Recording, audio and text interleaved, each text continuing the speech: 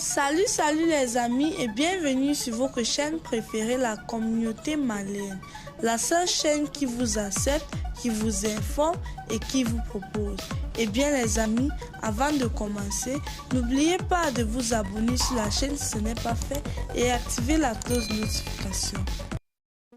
Salut les amis et bienvenue une fois de plus sur votre chaîne préférée, la communauté malienne. Et bien les amis, avant de commencer, nous tenons à vous rappeler que les images utilisées sont à titre illustratoire. L'armée malienne lance à des frappes aériennes pour tenter de reprendre le contrôle du village de Tateye, saisi par ses extrémités. Alors que les djihadistes de l'État islamique ont pris le contrôle de la localité de Taïtal dans l'est du Mali, l'armée du pays a lancé une contre-offensive aérienne pour tenter de reprendre le contrôle du village. Le village malien de Taïta a été la cible des combattants djihadistes du groupe État islamique au Grand Sahara, qui a pris le contrôle en chassant des forces militaires présentes.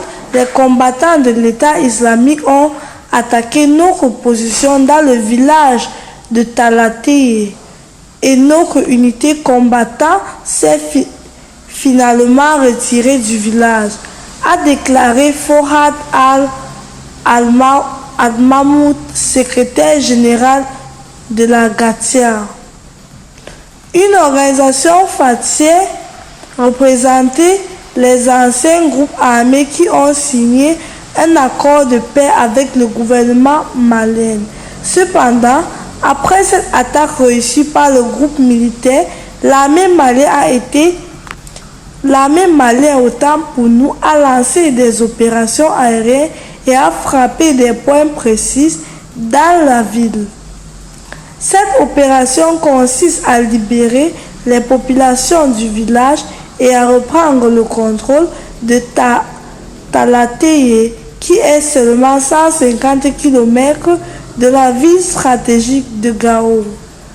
Mais Al-Mahmoud a déclaré que, aux dernières nouvelles, les combattants de l'État islamique ont pris le contrôle du village toute la nuit, mais ce matin, il y a eu des frappes aériennes de l'armée malienne sur le site et en ce moment, nous ne savons toujours pas s'ils sont toujours dans le village où ils ont retiré. Dans le passé, les groupes extrémistes se sont brièvement emparés des villes de la village.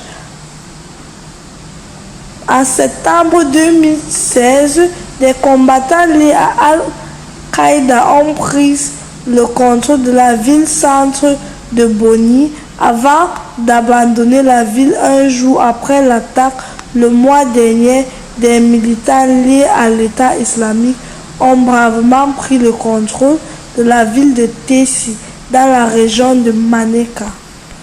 Et bien les amis, avant de partir, n'oubliez pas de vous abonner sur la chaîne si ce n'est pas fait et activer également la cloche de notification.